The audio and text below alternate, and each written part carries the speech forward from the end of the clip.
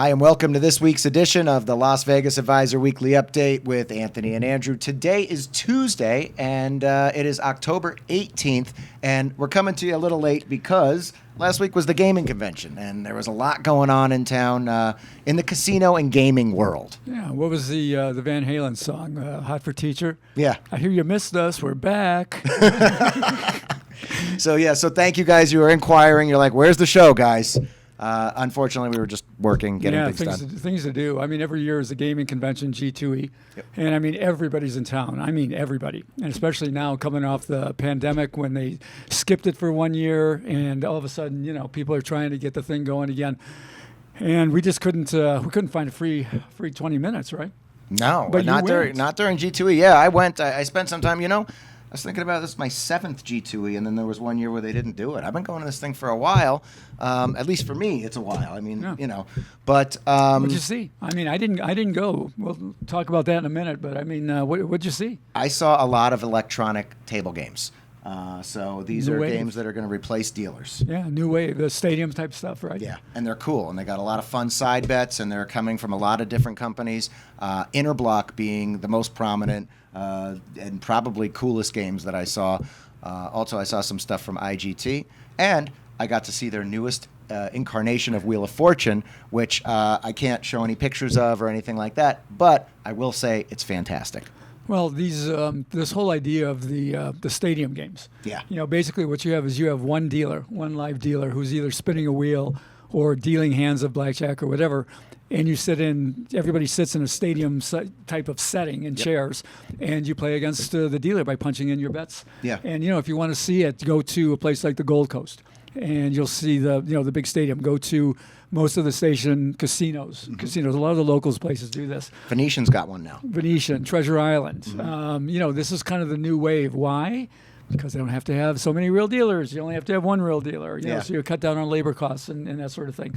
But I heard there was a lot of that going on. Yeah, and not only that is that there's ones without actual dealers there too that are just purely electronic, and you can find those at the Link. You can find them at Circa.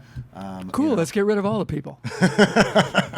That's what they want to do. I mean, that's what they want to do. It's going that way. Save money. Even at Circa, they got the dancing dealers, so they're dancing and they're dealing. Yeah, and, save money, kill the people. That's it.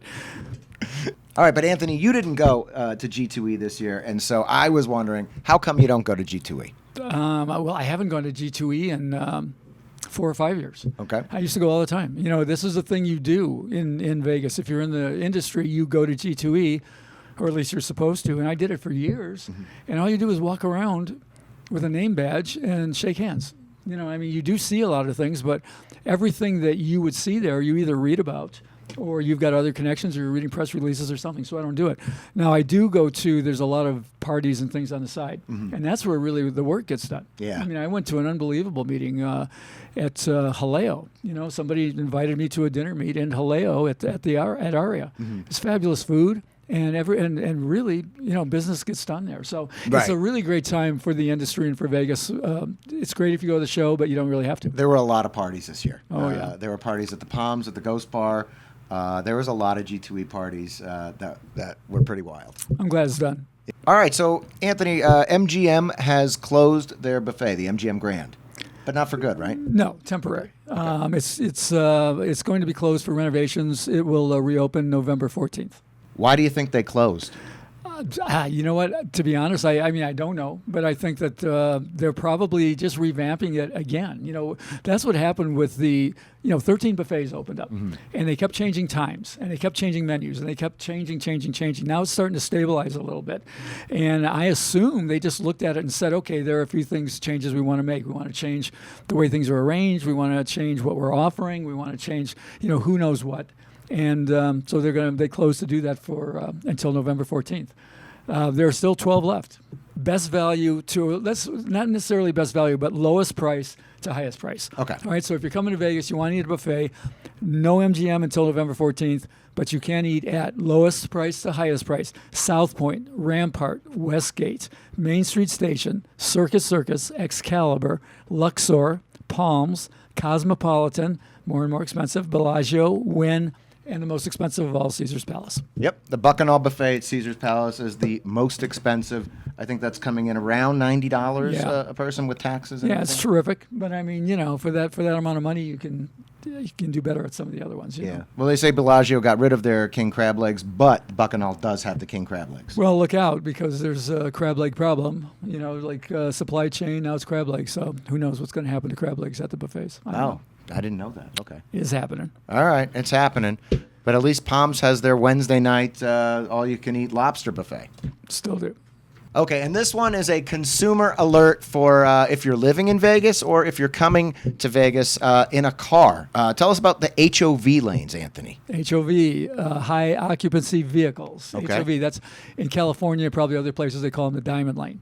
So they're the ones way off to the left that if you do not have more than one occupant in the vehicle, you are by law not allowed. You can get a ticket for going in those lanes. And people have bemoaned that in Vegas since they started a couple years ago because it still gets really crowded on the interstate. And here's this lane with hardly any cars in it, and you can't go in it if you're by yourself.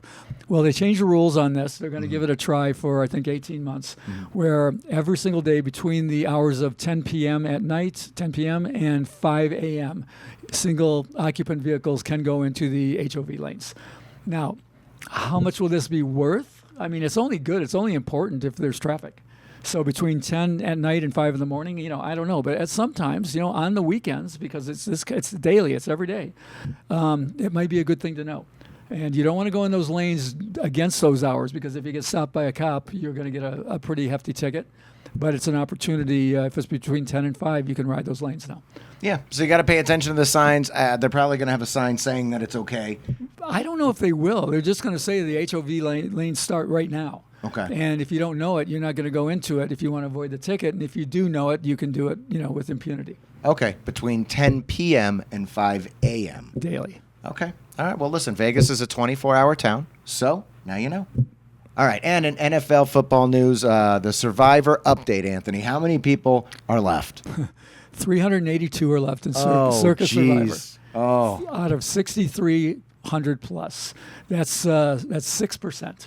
wow. I was going to say 5. Yeah, that's So- wow. That's bad. So we're into what, week 6 or whatever it is, and there's only 6% left. It has been a ridiculous, crazy season.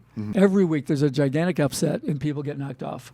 And I talked to my partner Frank B on this, and he goes, we went out in week 2. We keep saying that. He goes, there's no way we would have dodged it. He goes, we'd be out no matter what. If not week 2, if we'd have survived that, he goes, we'd have been out in week 3 or week 5 or whatever. It's just all the big favorites are losing like crazy. And somehow 382 really smart people or people who are just paying no attention at all and marking things. Yeah. are It could be still, monkeys on a dartboard. It could be, but it's an anomaly from what we've seen in the past. So you got less than 400 left. Wow. We'll Okay. watch it. We'll see what happens. Yeah, we'll keep reporting on it. All right, and for anyone who's here Thursday, October 20th, there's going to be the Las Vegas Rights reading. Anthony, tell us about it. Las Vegas Rights is something we do every year. We're a publishing company. We publish books, and we do this job for the city of Las Vegas as a compendium of Las Vegas writers who write on a particular subject. This year's subject, it's good. The name of the book is Neon Riffs and Lounge Acts. So there's like about 11 or 12 stories in this. It's a little compact book about music, through the years in Vegas. And it's fun. And we're on Thursday, starting at 7 p.m. at the Clark County Library, which is 1401 East Flamingo. All of the writers, the contributors, are going to read something from their contribution. Okay. It's fun. Yeah. It's fun to do. I mean, I go every year and check it out, and it's free to attend. And we sell the book, and then there's a signing and everything else. So anyone here, who's here on Thursday, library, it's a good time. Well, that sounds pretty cool. It's a free show in Vegas. And I remember we reported on it last year. Bob Dancer did an article. Yeah, Bob Dancer didn't write in this one, but there's some, I've read them, I've seen them, and there's some good stories. It's fun. All right. So you heard it here, October 20th. We'll see you on Thursday. Okay. And speaking of book parties, as we speak, there is a Gene Scott meet and greet going on downstairs. Yeah, there a lot of fans of Gene Scott came. Gene, some people know, Gene Scott, the Frugal Gambler series. And Gene left Vegas about a year and a half ago, moved to was it North Carolina, I believe, and she brought her granddaughter back to see Vegas, and we had a little meet and greet for her. It's going on right now. Somebody brought a little mini keg of Heineken. That's what we're drinking right now. Cheers. Enjoying that. I think we've got a little bit of footage, do we? Mm-hmm. And, Yeah, we got some cool pictures we took with Jean and some of her fans. Yeah, and they're downstairs having a good time, and we're up here telling you about it.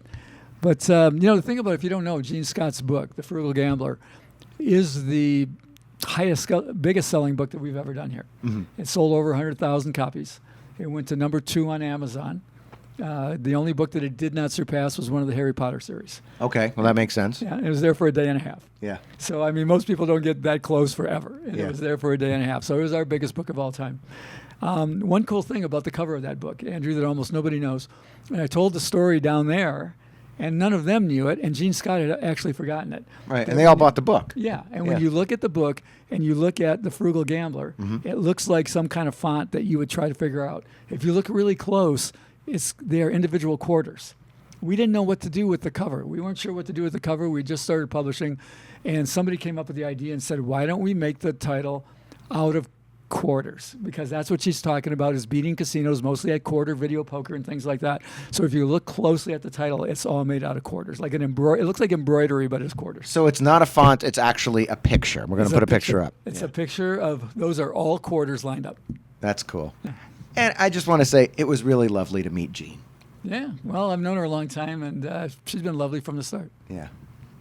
And in this week's Jackpot of the Week, it comes to us from Casey. Now, it says, if hitting a royal flush always involves a degree of luck, the photo of my $8,000 jackpot would fall under being in the right place at the right time. I was unable to secure an early check-in at the Boulder station, and I was told to return to the front desk at 11:30. So while waiting, I played some $1 video poker and doubled my $100 buy-in, which I invested into a $2 machine. I went down 50, and I hit a royal. There we go. I took the payout. I went and got my room. By the way, Anthony at one time commented that I was one of LVA's oldest subscribers, although unintentional, that now applies literally and figuratively. I am 80, and I have been a subscriber since about year 4. There you go. Yeah, you know what? Casey was one of our earliest subscribers. Yeah. And what he's talking about, there was something that I think he submitted a question of the day or something. And we put in there and said, by the way, this is one of the first LVA subscribers going way, way back. And so he's been doing it a long time. Well, how do you keep track of the subscribers? Do they have like numbers? I just remember the name. Okay. Yeah, that was it. It's like I remembered the name and said, I know this guy from way back. Yeah. So it's kind of cool that he's the guy that hit the jackpot. He was playing. It's kind of hard to see in the photo, and he said that's the way it was on the screen. So that's like a strange screen.